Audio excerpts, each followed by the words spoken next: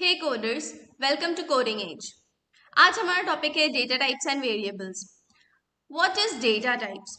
Data type is an attribute of a variable that determines what kind of data it can hold, like integer, character, floating, double, etc. Each data type requires different amount of memory and has specific operations that can be performed over it. Programming language में data type एक attribute होता है जो हमारे variable का kind बताता है कि वो किस काइंड का है या फिर वो किस टाइप का डेटा होल्ड कर रखा है। Like it can hold integer, character, decimal numbers और एनीथिंग। और ईच डेटा टाइप, हर एक डेटा टाइप का अपना एक स्पेसिफिक ऑपरेशन है और अपना एक स्पेसिफिक अमाउंट ऑफ मेमोरी है जो वो लेता है प्रोग्राम में।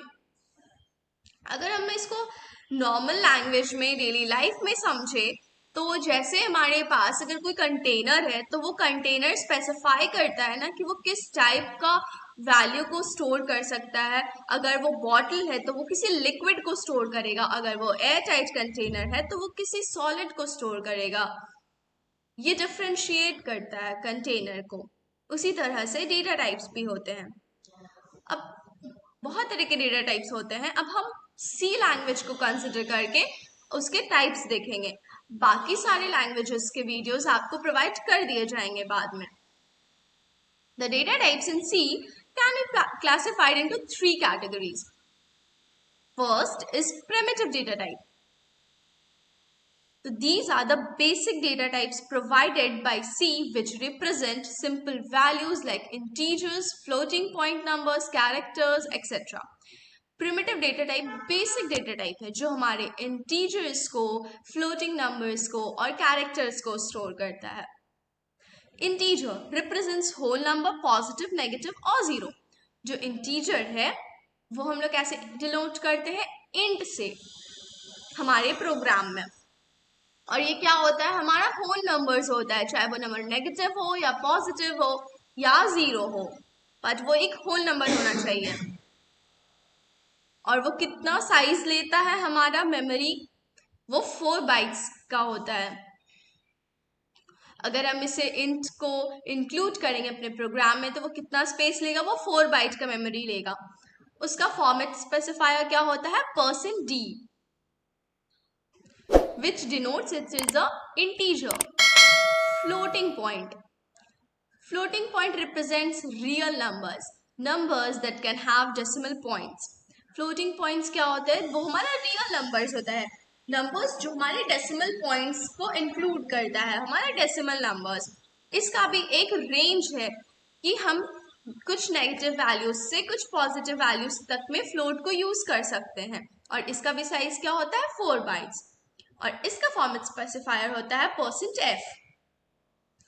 Now coming to character, that is char represents a single character such as a letter, digit or symbol. हमारे पास बहुत तरह के कैरेक्टर्स होते हैं, वो हर चीज को स्टोर कर सकता है, बट वो सिंगल कैरेक्टर को स्टोर करता है, like a letter ABCD, digits 0 1 2 3 और सिंबल लाइक स्पेशल कैरेक्टर्स।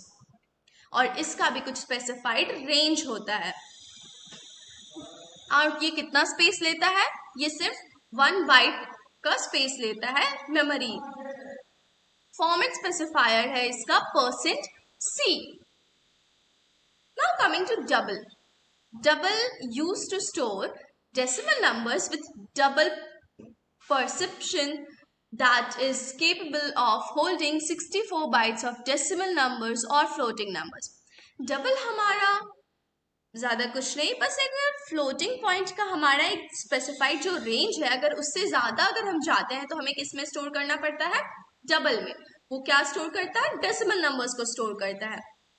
और इसका भी एक स्पेसिफाइड रेंज है, बट ये फ्लोटिंग पॉइंट से ज्यादा होता है।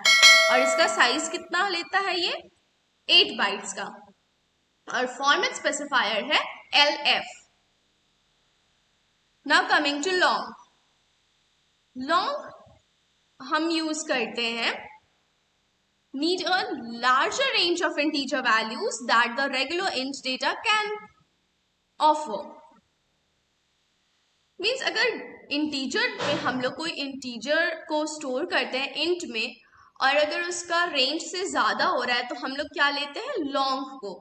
अगर इंटीजर का रेंज खत्म हो जा रहा है, उसके बाद हम उसके से ज़्यादा हम लोग को नंबर स्टोर करना है, तो हम लोग क्या यूज़ करेंगे, लॉन्ग यूज़ करेंगे। बट इसका भी एक स्पेसिफाइड रेंज है। और ये कितना मेमोरी लेता है, ये 8 बाइट्स का साइज होता है इसका। और इसका फॉर्मेट स्पेसिफायर है %LD। आइए हम इसे एक बार फिर से प्रैक्टिकली देख लेते हैं। हमारा पहला क्या था, हमारा पहला था इंट। ये हमारा क्या स्टोर करता है, इंटीजर 1 2 और -1 और -2 और 0। ये हमारा ये वैल्यू स्टोर करता है। नेक्स्ट हमारे पास क्या था, नेक्स्ट हमारे पास था फ्लोट। फ्लोट हमारा क्या स्टोर करता है, ये स्टोर करता है 1.2 और -1.2। ये हमारा फ्लोट स्टोर करता है। और नेक्स्ट हमारा क्या होता है, कैरेक्टर, दैट इज कैर। ये हमारा क्या स्टोर करता है, A, B और एनी स्पेशल कैरेक्टर।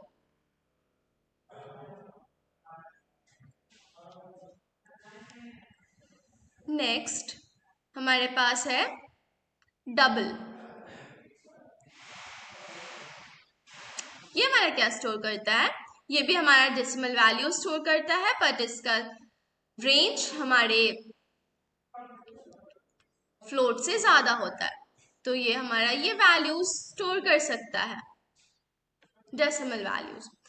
और हमारा लॉन्ग क्या स्टोर करता है, जो हमारा ज्यादा इंटीजर से ज्यादा अगर रेंज है तो हमारे उस वैल्यूज को स्टोर करता है।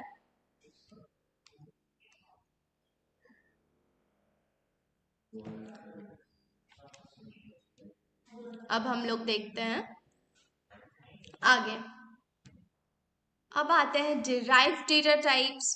Derived data types are constructed from the primitive types to create more complex structures, that is array, structure, union and pointers.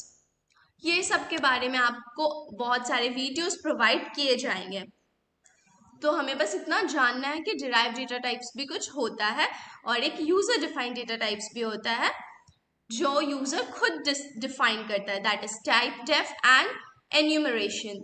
इन सब के लिए भी आपको सेपरेट वीडियोस प्रोवाइड किए जाएंगे। अब हम बढ़ते हैं वेरिएबल्स की तरफ। तो variables are containers for storing data values that can be manipulated during the programs execution. These variables can hold different types of data such as integer, floating numbers, characters, etc. Variables must be identified with unique names. These unique names are called identifiers. अब variables क्या है हमारा, variable एक container है programming language में जो data को store करता है, और हम लोग इसी वेरिएबल्स के थ्रू उस डेटा को कॉल कर सकते हैं। अगर हम इस वेरिएबल का नाम लिखते हैं, दैट मीन्स इसके अंदर जो भी मेरा वैल्यू है हमारे पास वो हो गया। और इसका एक स्पेसिफाइड यूनिक नेम होता है। हर एक वेरिएबल को हम लोग एक यूनिक नेम्स देते हैं, और उसी यूनिक नेम को हम लोग क्या कहते हैं, आइडेंटिफायर्स। तो नॉर्मल सिंपल लैंग्वेज में अगर बात करें वेरिएबल्स की, तो क्या है, वो एक नॉर्मल एक कंटेनर है जिसमें हम लोग कोई सामान स्टोर करते हैं। वैसे ही हम लोग प्रोग्रामिंग लैंग्वेज में वेरिएबल्स में डेटा स्टोर करते हैं। अब डिक्लेयरिंग और क्रिएटिंग वेरिएबल्स, हम लोग वेरिएबल्स को डिक्लेयर कैसे करते हैं, इसका सिंटेक्स है, हमें डेटा टाइप लिखना होगा, ये कौन से टाइप का है और उसका नाम लिखना होगा। आइए इसे एक बार देखते हैं। लाइक सपोज मैं लिखूंगी कि एक मुझे इंट टाइप का क्या चाहिए, वेरिएबल चाहिए, और मुझे लिखना है एज। ये क्या है मेरा, ये है मेरा डेटा टाइप।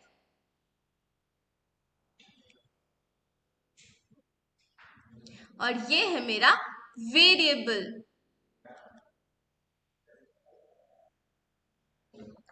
इस तरह से हम लोग वेरिएबल को डिक्लेयर करते हैं। मतलब कि ये बेसिकली हो क्या रहा है, ये इंट टाइप का एक डब्बा बना, ये एक डब्बा बॉक्स बन गया, देख एक बॉक्स बन गया जिसका नाम क्या है, एज। ये इसका आइडेंटिफायर है, ये इसका नाम है। तो ये एक कंटेनर है, इसका साइज क्या है, 4 बाइट्स का इसका साइज है, क्योंकि ये इंट टाइप का है।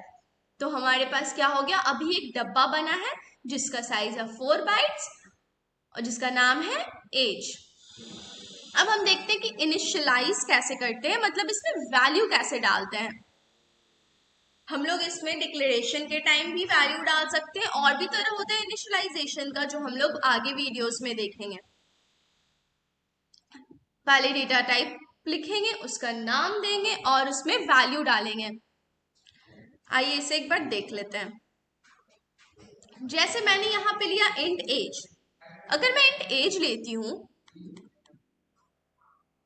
सॉरी, अगर मैं इंट एज लेती हूं और इसमें वैल्यू डालती हूं 5, तो इसका क्या मतलब हुआ, इसका मतलब ये हुआ कि मेरा जो एज डब्बा बना था जिसका 4 बाइट का मेमोरी था, उसमें क्या वैल्यू है, उसमें 5 इसका वैल्यू है।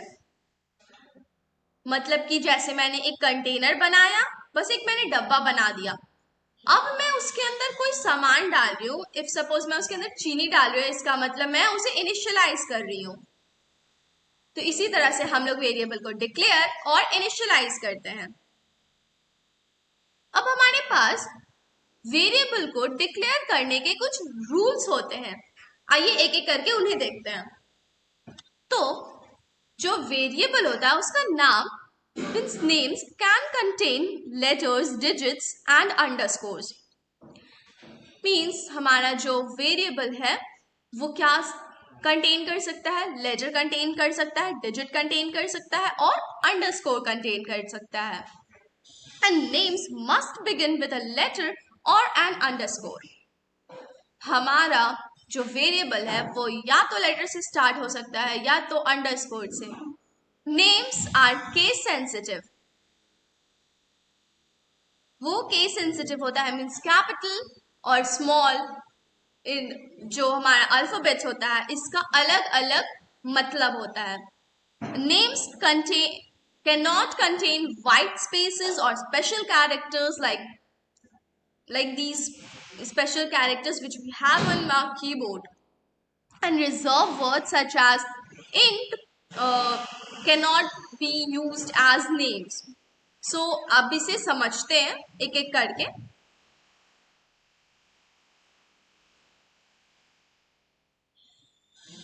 जैसे हम अगर कोई भी वेरिएबल को डिक्लेयर कर रहे हैं तो हम लोग उसे किससे डिक्लेयर कर सकते हैं, लेटर्स के थ्रू डिक्लेयर कर सकते हैं, या तो स्टार्टिंग में एक अंडरस्कोर लगा सकते हैं। इस तरह से हम लोग उसे डिक्लेयर कर सकते हैं।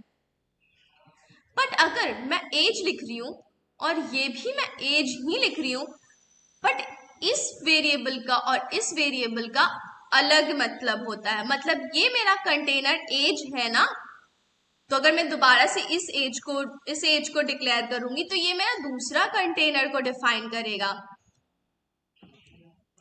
ये हुआ मेरा केस सेंसिटिव, मीन्स इसके लिए हमें हर एक कैरेक्टर को सेम रखना है। अगर ये कैपिटल है तो ये अलग कंटेनर हो जाएगा। हम लोग स्पेशल कैरेक्टर्स इसमें यूज नहीं कर सकते हैं, हम इस तरह से अपने एज को इस तरह से हम अपने वेरिएबल को डिक्लेयर नहीं कर सकते हैं, ये एक गलत तरीका है डिक्लेयर करने का। या फिर हम इस तरह से डिक्लेयर नहीं कर सकते हैं, डिजिट्स से स्टार्ट करके, ये भी एक गलत तरीका है। हम कोशिश करेंगे अगर हमें ज्यादा बड़ा कुछ लिखना है तो हम कैमल केस यूज कर सकते हैं, like my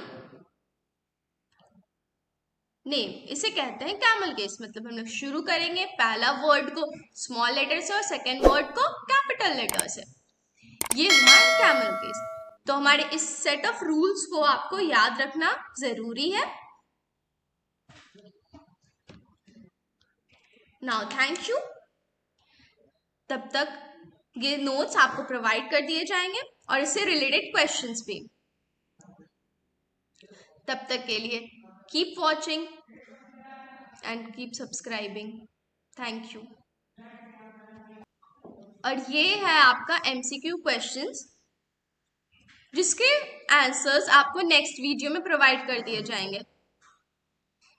now thank you for watching, please like and subscribe.